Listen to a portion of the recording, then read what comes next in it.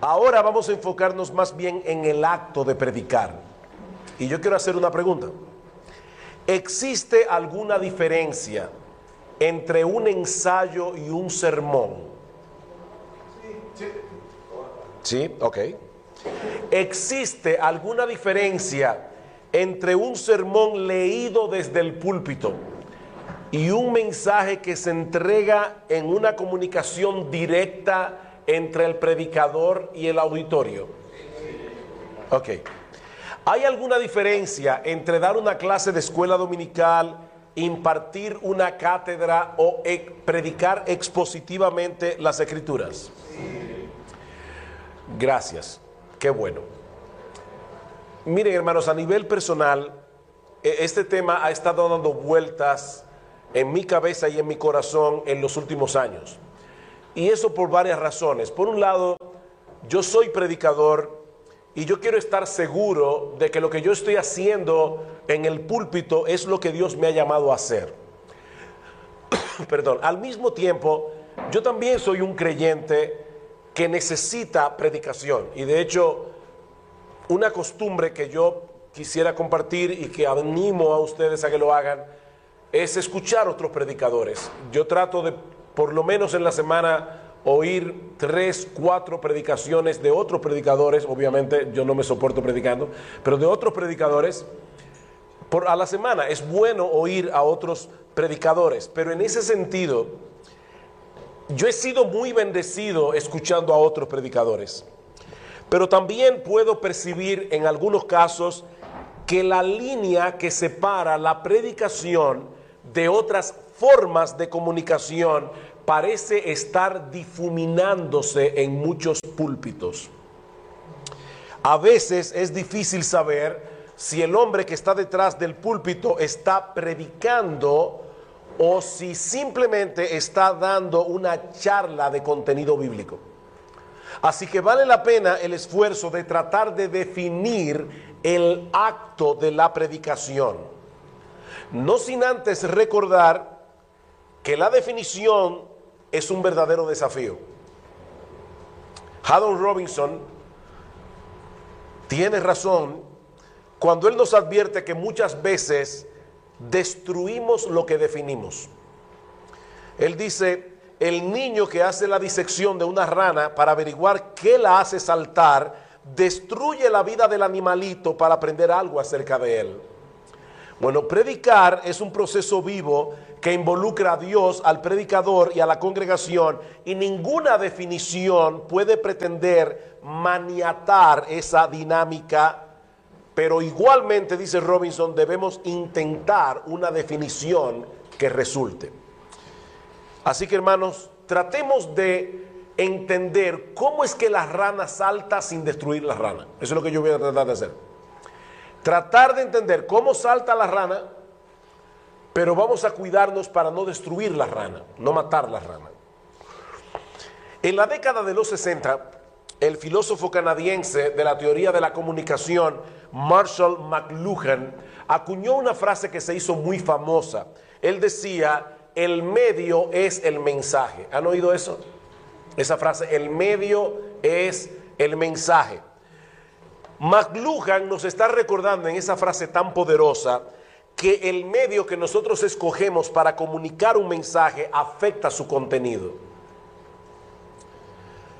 Un pastor del siglo XIX, mucho antes de McLuhan, dijo: el modo es el asunto. El modo, la forma es el asunto. Por ejemplo, los que leyeron los diarios en la Segunda Guerra Mundial acerca del desembarco de las fuerzas aliadas en las playas de Normandía a finales de la Segunda Guerra Mundial, no tuvieron la misma experiencia que los que vieron la primera escena de la película de Steven Spielberg, Salvando al Soldado Ryan. ¿Alguien vio esa película aquí? Salvando al Soldado Ryan. ¿Cuál es la diferencia entre leer en un periódico la noticia del desembarco de Normandía y ver Salvando al Soldado Ryan? Bueno, que la noticia es noticia. La película es tanto noticia como espectáculo. Hay una diferencia, hay un impacto diferente. en la forma en que se entrega eso. Esta realidad, mis hermanos, debe llevarnos a pensar seriamente en el medio que nosotros usamos para comunicar la verdad revelada de Dios en su palabra. Escuchar a un predicador exponiendo la palabra es una experiencia muy distinta a ver un videoclip. Es una experiencia distinta a ver una obra de teatro. Incluso es una experiencia diferente a leer un libro o un folleto evangelístico. Y con esto yo no estoy tratando de minimizar la página impresa. La Reforma Protestante se valió mucho de la página impresa. Pero yo voy a hacer un ejercicio ahora mismo aquí. ¿Cuántos de ustedes se convirtieron al Señor por leer un libro o un folleto evangelístico?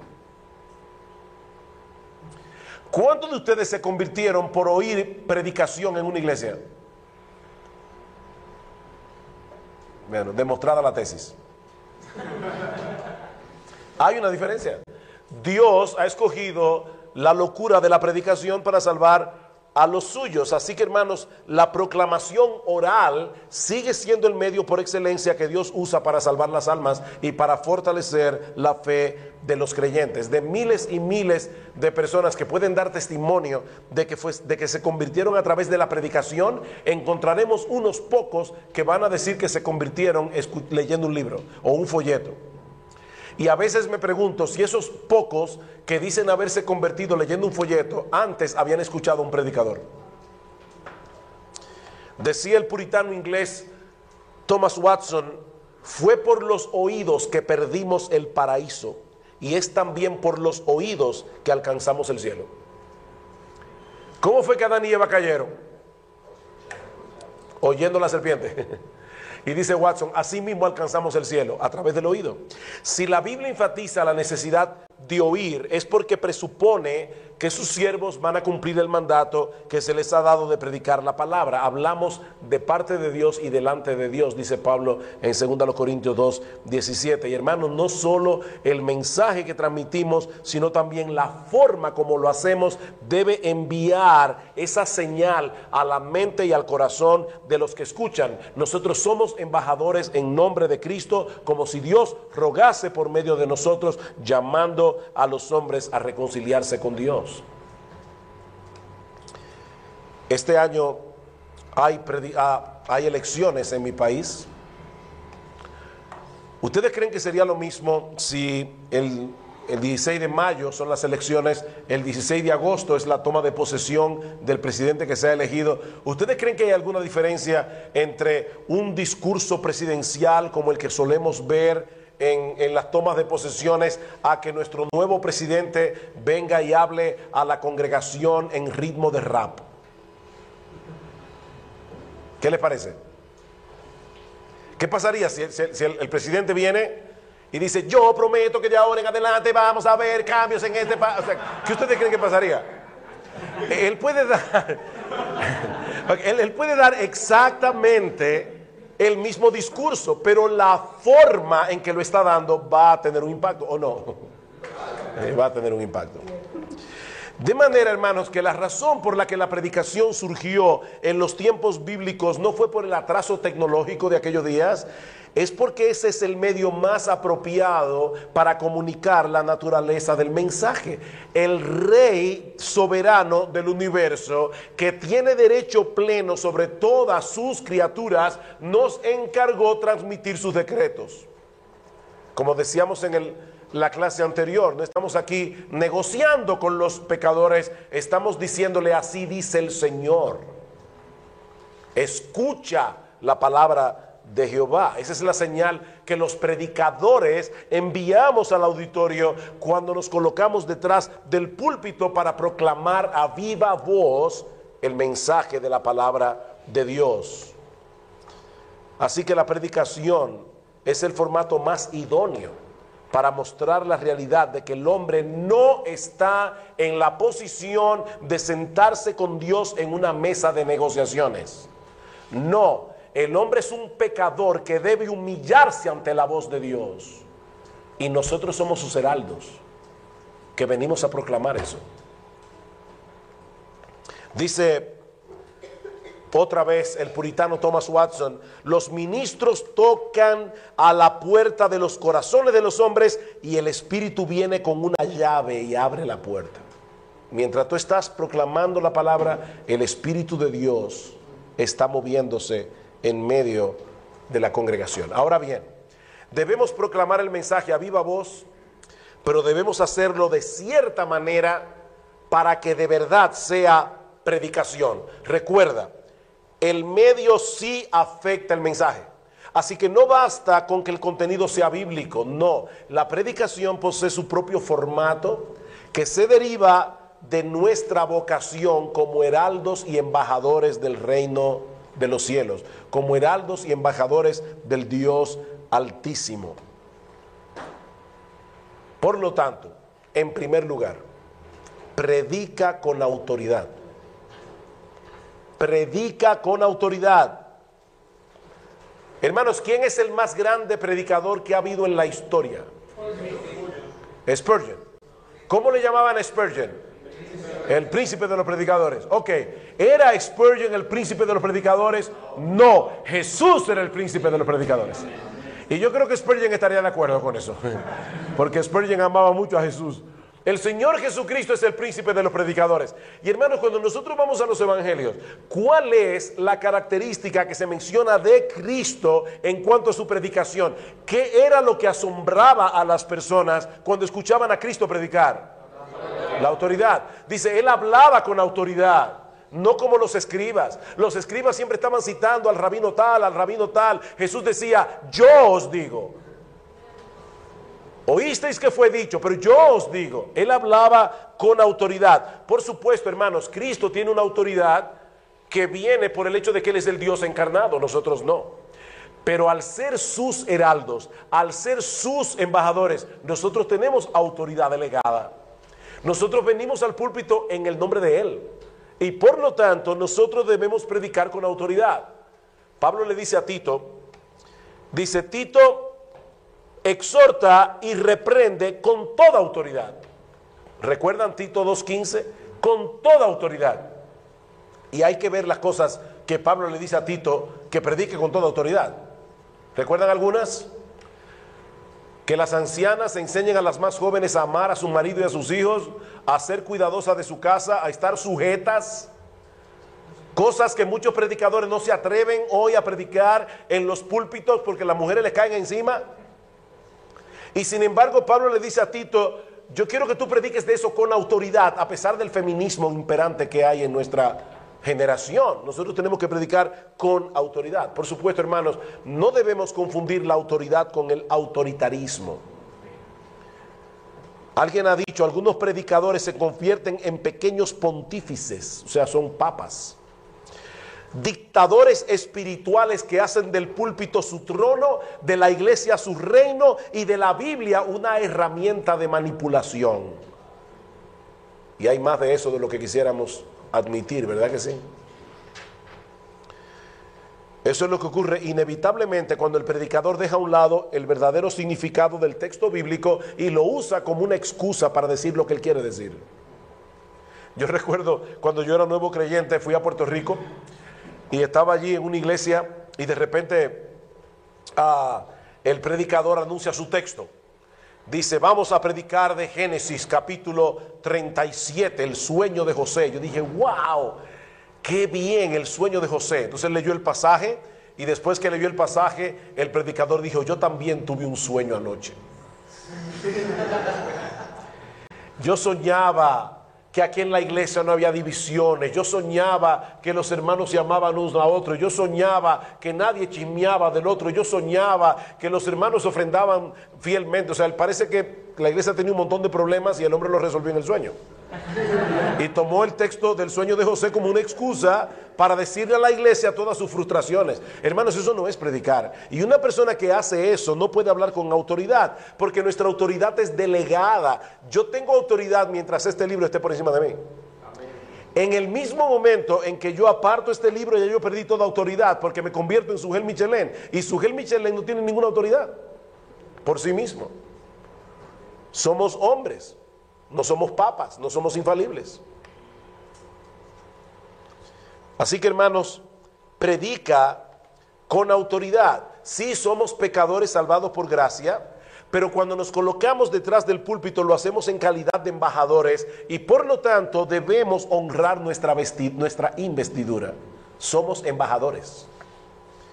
Comenzar a predicar, como yo decía hace un rato, pidiendo excusas porque no pudimos prepararnos de manera adecuada o tratando de ganar la simpatía del auditorio diciéndoles nosotros somos inexpertos y cosas por el estilo, hermanos, es una de las peores maneras de comenzar a predicar la palabra.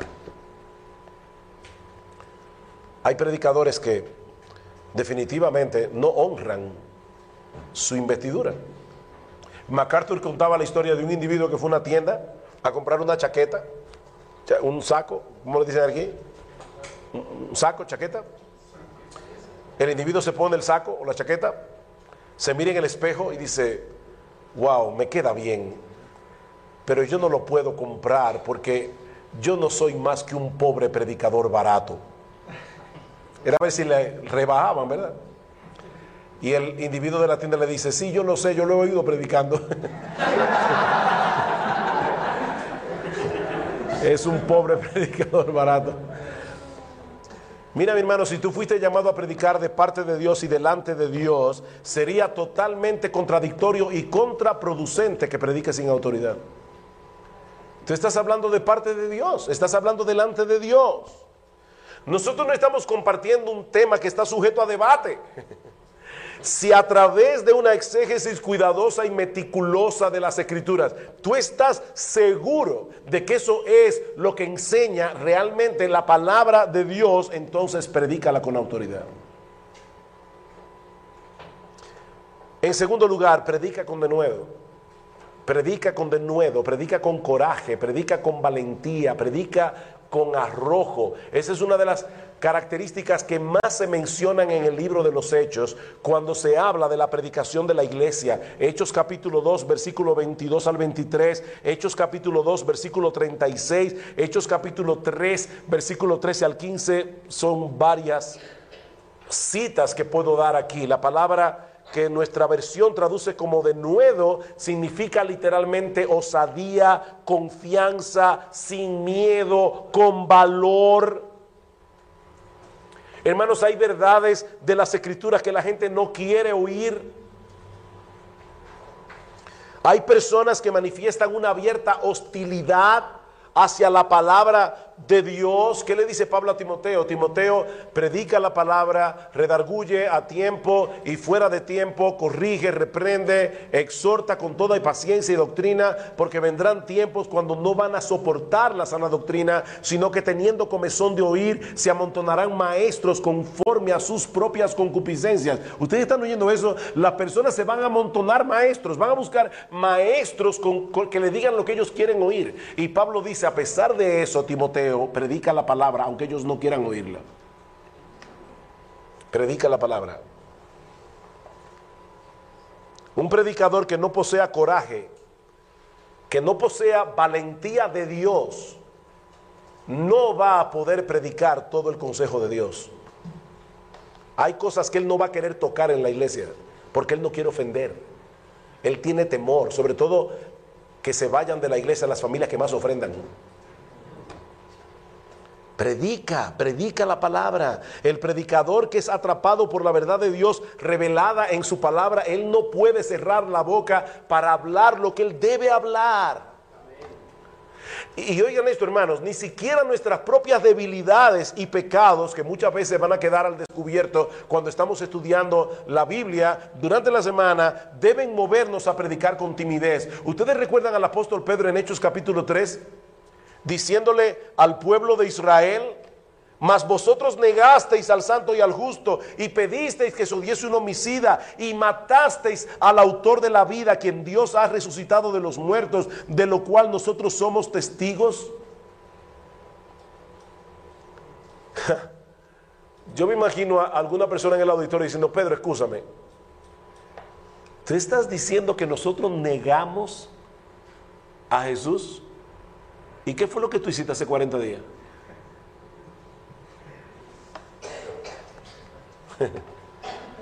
Pero ¿qué pasó con Pedro? Pedro negó a Cristo, lo negó cobardemente, vergonzosamente.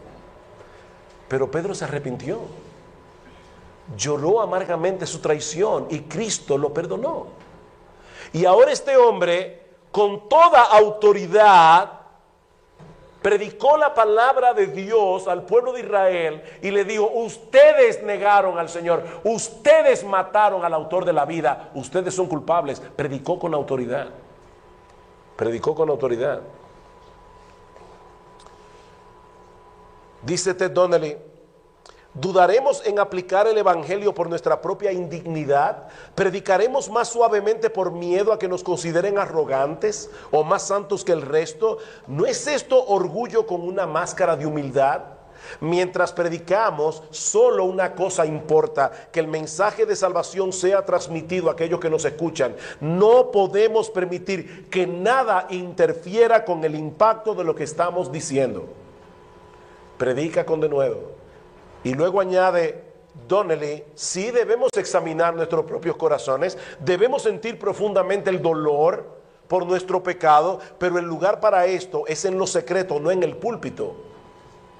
El arrepentimiento profundo y la humillación del alma, si son genuinos, nos harán mansos y humildes. Nuestra actitud mostrará evidentemente si nos estamos poniendo a nosotros en un pedestal o no. Pero es un trágico error predicar tímidamente porque nosotros somos imperfectos. Eso es un trágico error.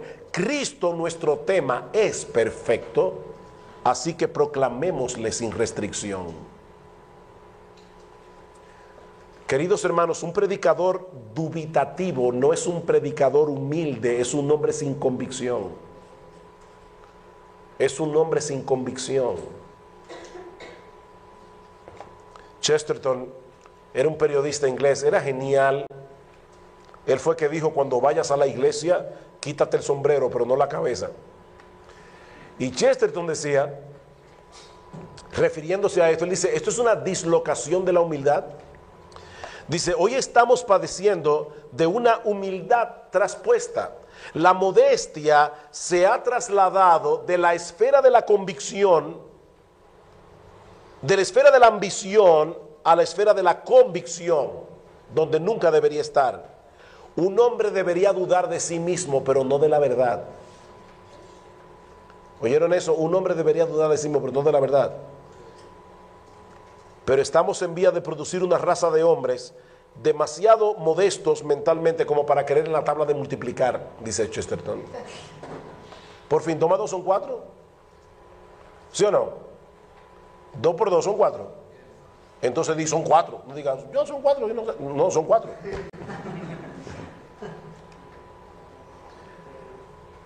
Tercero, predica con pasión. Predica con pasión.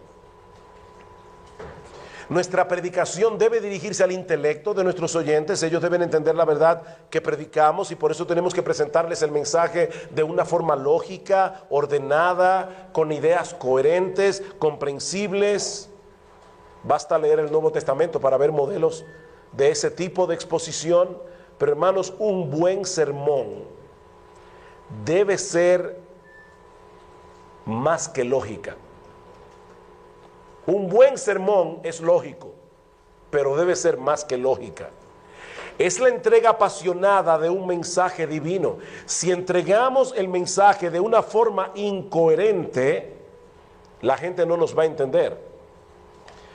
Pero si lo entregamos sin pasión, si lo entregamos sin fuego, nuestros oyentes se van a preguntar: ¿y realmente él cree lo que él está diciendo? Imagínense un predicador: vengan al arrepentimiento, si ustedes no se convierten van al infierno y se van a quemar para siempre, para siempre. ¿De verdad? De verdad, hermanos, créanme, o sea, una persona predicando así va a convencer a la gente de que eso es verdad.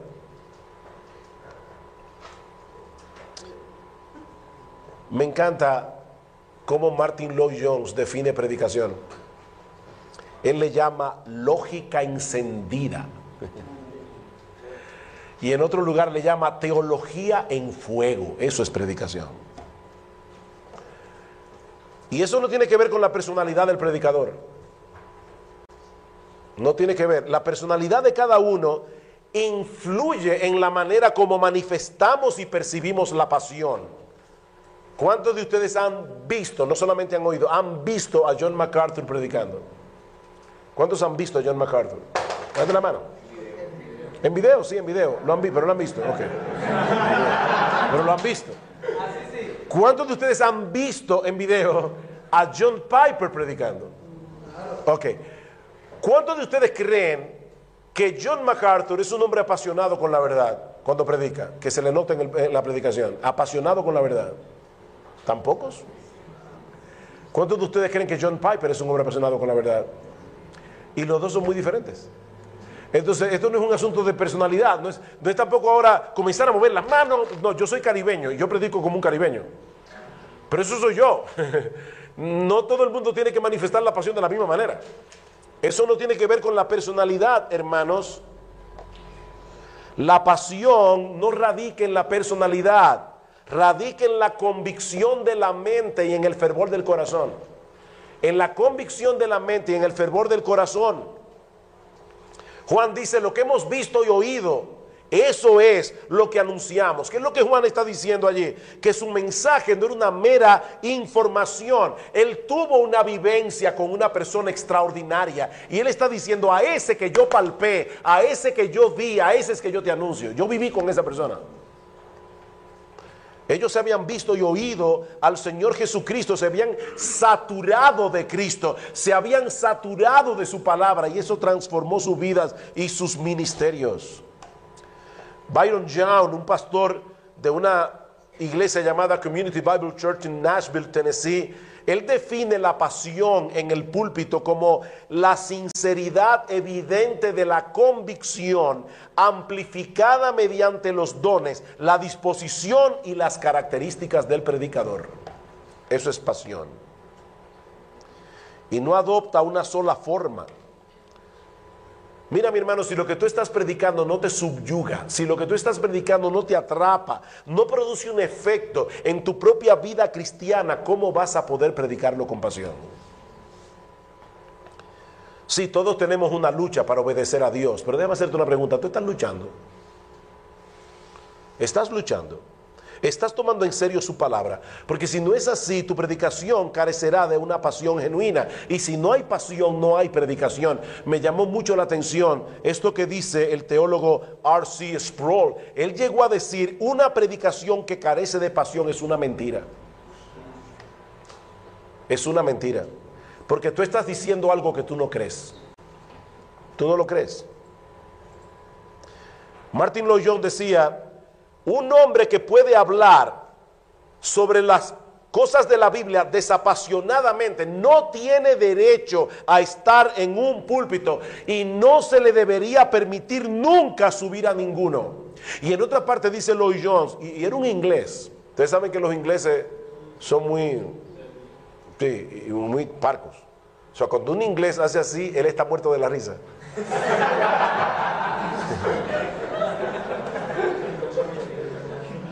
Y Lloyd-Jones manifestaba su pasión como un inglés. Te dan la mano así, como a 1 metro de distancia. Nosotros, por lo menos en República Dominicana, es hola, y te da un abrazo, y te zarandea. Yo no sé por qué la gente hace eso, pero zarandean a uno, porque somos así. Entonces va a ser diferente.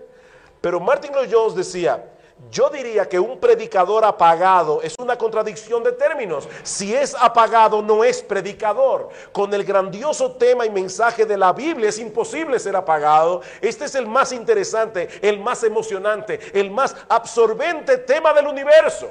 Y la sola idea de que pueda ser presentado de una manera apagada y aburrida me hace dudar seriamente de que el hombre culpable de presentarlo de esa manera haya entendido la doctrina que él pretende creer y que defiende. Eso dice Martin Lloyd-Jones. Alguien decía, el más grande crimen que un predicador puede cometer es predicar herejía. Pero el segundo crimen que le sigue a la lista es hacer que la fe parezca aburrida. ¿Oyeron eso? Hermanos, ¿cómo podemos comunicar con indiferencia el mensaje del amor de Dios a los hombres? ¿Cómo podemos contarles con indiferencia la historia de la encarnación del Hijo de Dios o hablarles de la muerte del Salvador en la cruz del Calvario? ¿Cómo podemos advertirles con indiferencia que escapen de las llamas del infierno? Y eso me lleva de la mano al próximo punto. Debemos predicar con urgencia. Debemos predicar con urgencia, y eso se desprende de lo que hemos dicho hasta ahora. Hermanos, ¿cómo ustedes creen que Pedro le dijo a los judíos en Hechos capítulo 2, versículo 40, sed salvos de esta perversa generación? ¿Cómo ustedes creen que fue eso? ¿Ustedes creen que fue, miren a ver, procuren, hombre, hagan su diligencia? No, Pedro está diciendo, judíos, esta generación es malvada y por causa de su maldad será destruida. Escapen cuando todavía hay tiempo para escapar. Eso es lo que Pedro está diciendo. Era urgente. Hermanos, nuestros oyentes, al igual que nosotros, nos encaminamos con paso seguro al día del juicio. Y en ese día solo van a escuchar uno de dos veredictos: o vida eterna o condenación perpetua. Esto es urgente. La predicación, decíamos hace un rato, no es un fin en sí misma.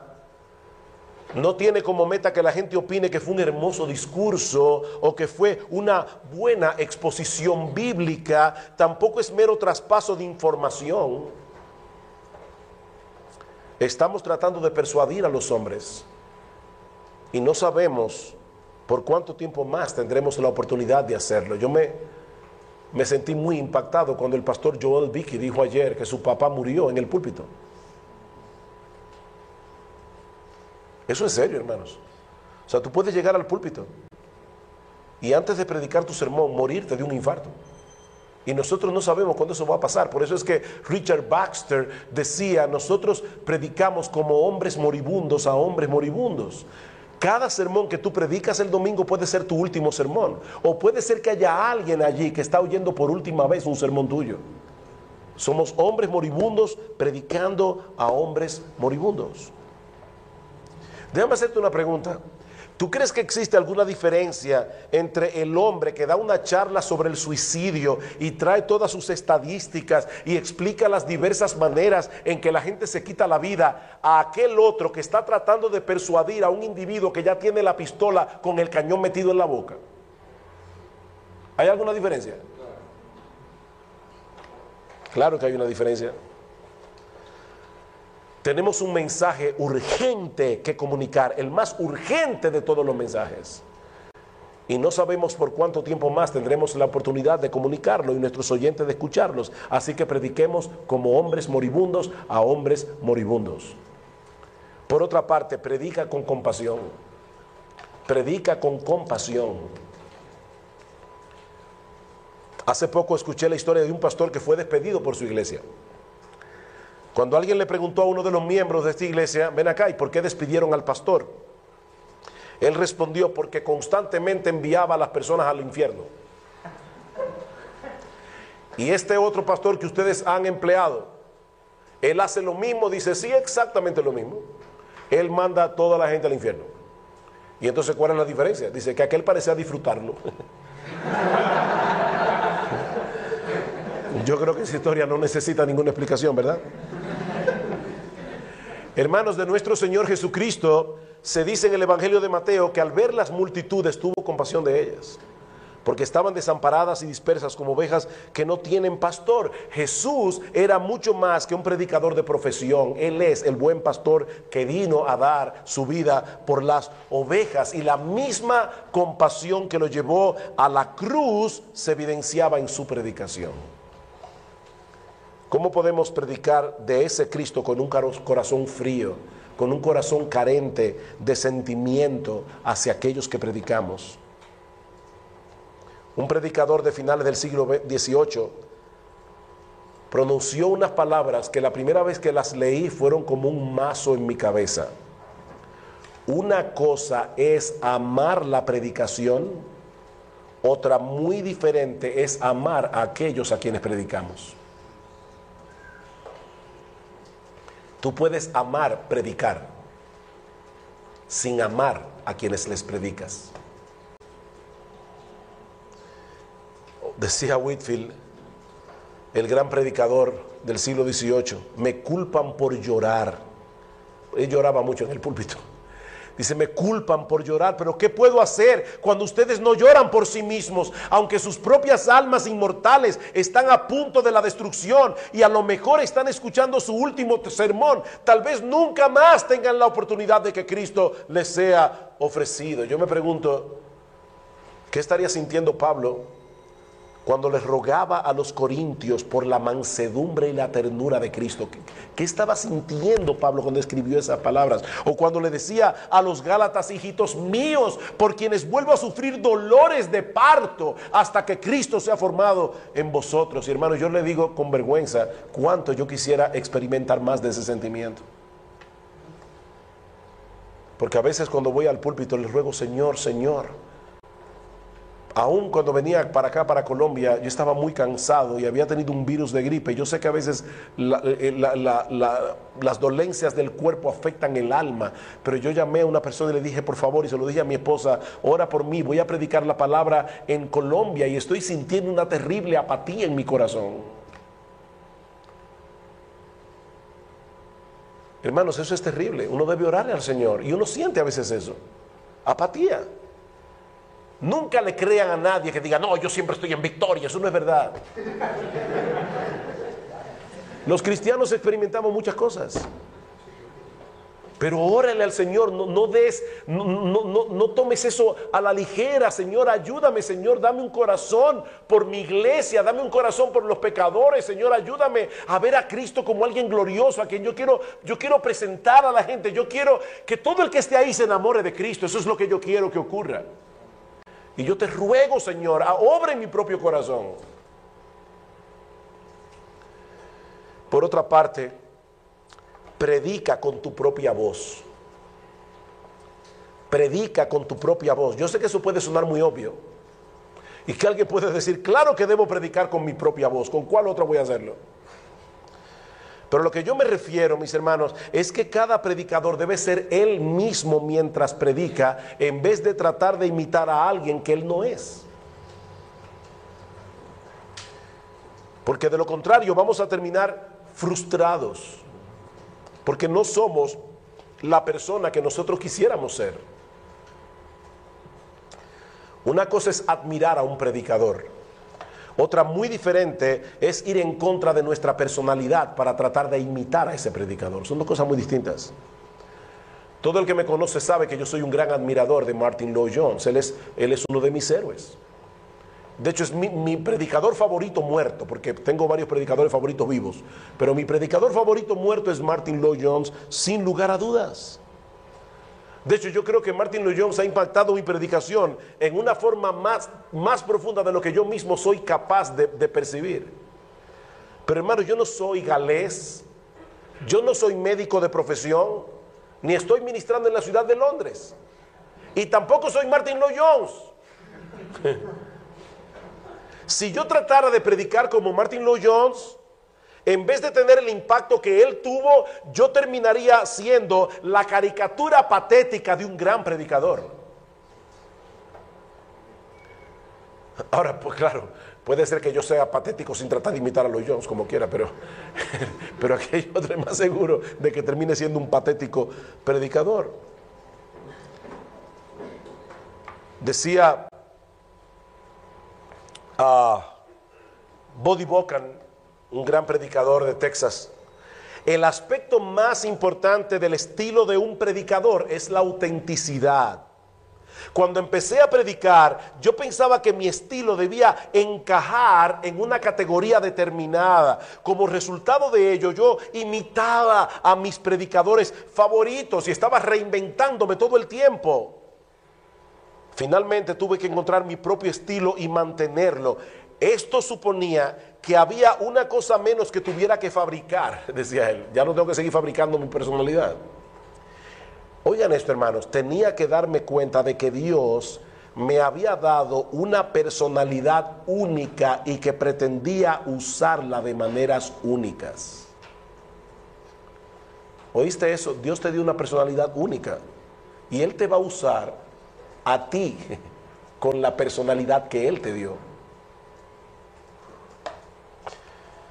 Pablo le dice a Timoteo que él debía ocuparse de tal manera en el ejercicio de su don como predicador que su aprovechamiento sea manifiesto a todos. Pero cuando Timoteo mejorara, él iba a ser Timoteo mejorado, no Pablo. Iba a seguir siendo Timoteo. Sinclair Ferguson dice: no debemos convertirnos en clones. Algunos hombres nunca llegan a crecer como predicadores porque el traje de predicador que han tomado prestado no les sienta bien o a sus dones. Es muy conocida la definición de predicación que dio Philip Brooks, un norteamericano, predicador del siglo XIX. Él decía: predicación es la verdad a través de la personalidad. La verdad a través de la personalidad. ¿Sabes lo que va a pasar cuando tú trates de imitar a otro predicador? Que inevitablemente vas a sonar fraudulento. Porque es una actuación lo que estás haciendo. Una actuación fraudulenta. Un predicador que carece de integridad nunca llegará a ser un predicador eficaz, porque nunca podrá predicar en el poder del Espíritu Santo. No sé cuántos de ustedes han oído hablar de Matt Chandler. Matt Chandler, de Village Church. Él dice, esto me chocó. Él dice que eso es un pecado. Cuando un predicador trata de imitar a otro, Chandler dice eso es un pecado. Él dice: hay que tener un corazón malvado e ingrato para decir yo quiero que ese sea mi papel o yo quiero que esos sean mis seguidores. El corazón malvado no corre la carrera que le ha sido señalada, ni está cómodo con lo que Dios le ha llamado a hacer. Tampoco está cómodo con el modo en que Dios lo ha hecho. Dios te hizo a ti de cierta manera. Por supuesto, hermanos, hay elementos que son comunes a la buena predicación. La interpretación del pasaje es correcta, la entrega es clara y sencilla, las aplicaciones son adecuadas. Toda buena predicación va a tener eso, pero a través de la personalidad de un individuo. Y por eso no todos los predicadores van a sonar iguales. Bien, hermanos, luego de haber dicho todo eso, ¿qué es predicar?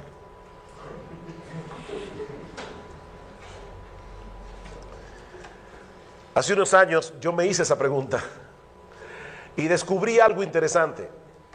La mayoría de los libros de homilética no definen la predicación. Definen el sermón, pero no definen qué es el acto de predicar. Y eso fue una gran lucha para mí. Bueno, después de luchar y luchar y luchar y leer y leer y leer, he aquí la definición de predicar que yo les propongo. Es la comunicación en forma de discurso oral de un mensaje extraído de las Sagradas Escrituras por medio de una exégesis cuidadosa, transmitido con autoridad, convicción, denuedo, pasión, urgencia y compasión a través de toda la personalidad de un hombre redimido, llamado y cualificado por Dios bajo la influencia y el poder del Espíritu Santo para la gloria de Dios en Cristo, para la salvación de los pecadores y la edificación de los creyentes. Eso es predicar. Eso es predicar. La predicación es proclamación, no puede ser menos que eso, pero es mucho más que eso. Es un monólogo, pero no es un mero discurso. Contiene enseñanza, pero es más que una cátedra, no es una clase de escuela dominical, no es una charla bíblica. Intenta ser persuasiva, pero nunca manipuladora. Es una forma muy particular de comunicación que involucra todo nuestro ser mientras hablamos a los hombres delante de Dios y de parte de Dios. Es por eso que Lloyd Jones, cuando llegó a Westminster Chapel para ser pastor allá en Londres, el púlpito estaba lleno de cosas. Él dijo, quiten todo eso, yo quiero que la gente me vea y que me vea el cuerpo entero cuando yo predico, porque yo predico desde los pies hasta la cabeza. Digo, había un púlpito, claro está, pero el punto es, hermanos, cuando un predicador predica con los ojos, predica con la boca, predica con todo lo que él tiene. ¿Cuántos de ustedes han oído el relato de la conversión de Charles Spurgeon? ¿Cuántos han leído ese relato? Varios. ¿Cuántos no lo han leído? No lo han oído. ¿Cuántos no han oído la conversión de Charles Spurgeon? Es que yo creo que ese relato que está en la autobiografía de Spurgeon ilustra tan bien lo que nosotros hemos descrito aquí hoy. Spurgeon tenía 15 años de edad, había caído en una condición muy angustiosa. Él sabía que no era creyente, al mismo tiempo estaba muy confundido porque él no entendía lo que significaba ser salvo.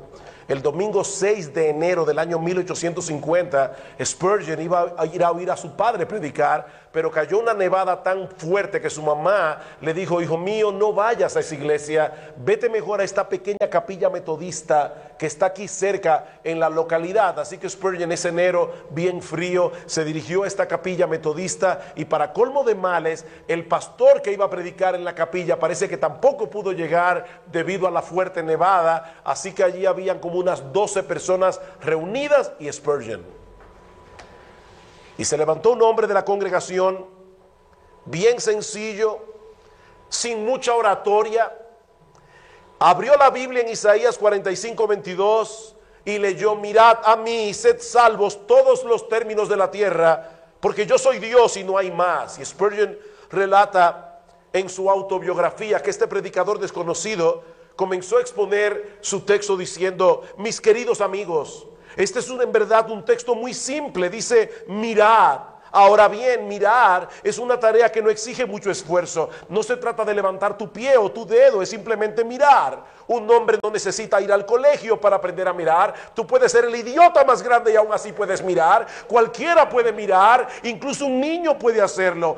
Pero entonces el texto dice, mirad a mí. Muchos están mirándose a sí mismos, pero no tiene sentido mirar hacia allí. Nunca encontraréis consuelo en vosotros mismos. Jesucristo dice, mirad a mí. Algunos de vosotros decís, estamos esperando que el Espíritu Santo obre en nosotros. Ese no es el punto ahora. Mira a Cristo. El texto dice, mirad a mí. Y luego siguió diciendo, mirad a mí que estoy sudando grandes gotas de sangre. Mirad a mí que estoy colgado en una cruz. Mirad a mí que he muerto y he sido enterrado. Mirad a mí que resucité. Mirad a mí que ascendí a los cielos. Mirad a mí que estoy sentado a la diestra de Dios. Oh pecadores, mirad a mí, mirad a mí. Y dice Spurgeon que cuando el hombre llevaba ya 10 minutos exponiendo el texto de esa manera, puso su vista sobre Spurgeon y le dijo, joven, pareces muy miserable. Y dice Spurgeon, acepto que lucía así, pero no estaba acostumbrado a que me hablaran de mi apariencia personal desde el púlpito. El predicador continuó diciendo, y siempre serás un miserable, miserable en la vida y miserable en la muerte si no obedeces mi texto. Pero si lo obedeces ahora, en ese momento serás salvo. Y dice después, levantando sus manos, gritó como solo un metodista antiguo podría hacerlo, joven, mira a Jesucristo, mira, mira, mira. No tienes que hacer otra cosa que mirar y vivir. Y dice Spurgeon, de inmediato vi el camino de salvación. Yo no sé qué otra cosa dijo. No presté atención a nada más. Tan poseído estaba por aquella sola idea. Yo estaba esperando poder hacer 50 cosas, pero cuando escuché esa palabra, mirad, cuán encantadora me pareció. Allí y entonces las nubes se fueron, las tinieblas se apartaron y pude ver la luz del sol. Pude haberme levantado en ese instante y cantar como el más entusiasta de ellos acerca de la preciosa sangre de Cristo y de la fe que solo mira hacia Él. Hermanos, sea hay uno de esos casos, de esos extraños casos, en los que no hubo mucha preparación previa, ni tampoco un profundo análisis exegético del texto bíblico. Tal vez ese predicador desconocido no volvió a exponer la palabra nunca más. Eso lo sabremos en el cielo. Pero ¿saben qué? Ese frío domingo de 1850, aquel hombre transmitió con tal claridad, con tal pasión, con tal urgencia el mensaje de Dios en Isaías 45:22, que su predicación derritió el corazón de Spurgeon. Tal vez le faltaba elocuencia, pero le sobraba compasión, le sobraba amor por las almas perdidas y un anhelo de proclamar a nuestro bendito Señor y Salvador. Nunca conoceremos cuál es el nombre de este hombre de este lado de la eternidad, no lo sabremos. Pero lo poco que Spurgeon comparte en su autobiografía es suficiente para decir que en esa pequeña capilla metodista, todos los que estaban presentes esa mañana escucharon una poderosa predicación de la palabra de Dios.